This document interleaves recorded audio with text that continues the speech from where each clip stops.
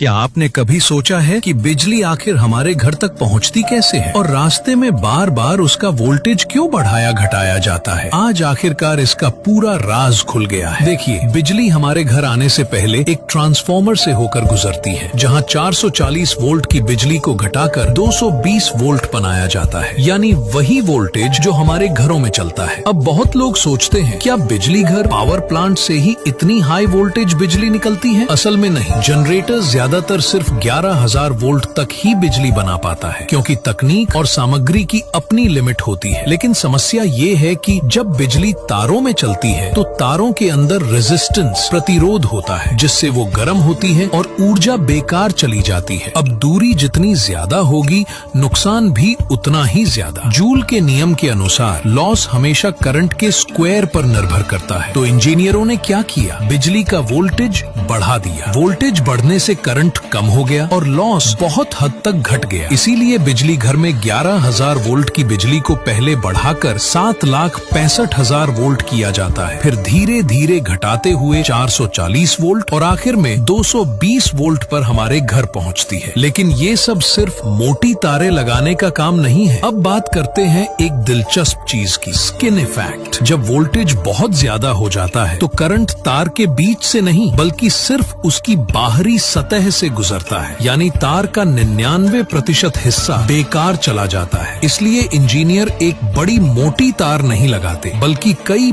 पतली पतली एल्यूमिनियम तारें आपस में लपेटते हैं, ताकि करंट को ज्यादा सतह मिले और हीटिंग कम हो। अब आपने गौर किया होगा कि तार के बीच में एक काली स्टील की तार भी होती है। वो इसलिए क्योंकि एल्यूमिनियम तो अच्छा कंडक्टर है, लेकिन बहुत नाजुक है। जरा सी हवा चली, बर्फ गिरी तो टूटने का डर। वो स्टील का हिस्सा उसे मजबूती देता है। अब बात करें गर्मी ठंड की। गर्मी में तार फैलता है, नीचे झुक जाता है, ठंड में सिकुड़ता है, टाइट हो जाता है। जब हवा चलती है तो तार में वॉर्टेक्स वाइब्रेशन बनता है, यानी हवा अंदर फंसकर तार को हिलाने लगती है। इससे जोड़ ढीले पड़ जाते हैं और तार टूट सकता है। इसलिए इंजीनियरों ने एक और शानदार जुगाड़ लगाया, डैम्पर वजन, यानी वो डंबल जैसा लटकता हुआ यंत्र जो तार के कंपन को सोख लेता है और उसे सुरक्षित रखता है। अब अगर आपने कभी हाई वोल्टेज लाइन के पास से गुजरे हैं और भिन भिन की आवाज सुनी है, वो किसी भूत की नहीं बल्कि कोरोना डिस्चार्ज की आवाज है। जब तारों के आसपास का इलेक्ट्रिक फील्ड हवा को आयोनाइज कर देता है तो छोटी छोटी चिंगारियां, ओजोन और वही भिन भिनाहट पैदा होती है। इसे रोकने के लिए इंजीनियर लगाते हैं कोरोना रिंग, जो वोल्टेज को बराबर बांट देता है और हवा में बिजली का रिसाव कम कर देता है। लेकिन कहानी यहीं खत्म नहीं होती। हाई वोल्टेज लाइन और जमीन के बीच में एक विशाल कैपेसिटर जैसा सिस्टम बन जाता है, जिसे कहते हैं कैपेसिटिव वोल्टेज राइज। कभी कभी जब लोड कम होता है तो रिसीविंग एंड पर वोल्टेज उल्टा बढ़ जाता है। इससे ट्रांसफार्मर या उपकरण जल सकते हैं। इसलिए वहाँ लगाया जाता है रिएक्टर, जो इस एक्स्ट्रा वोल्टेज को सोख लेता है और सिस्टम को स्टेबल रखता है, जैसे एक वोल्टेज स्टेबलाइजर घर में करता है। और हाँ, आपने हाई वोल्टेज तारों पर वो लाल पीले रंग के बड़े बड़े गोले देखे होंगे। वो सजावट नहीं है भाई, बल्कि एयरक्राफ्ट वार्निंग बॉल्स हैं, ताकि नीचे उड़ते हवाई जहाज इन्हें साफ देख सकें और टकराएं नहीं।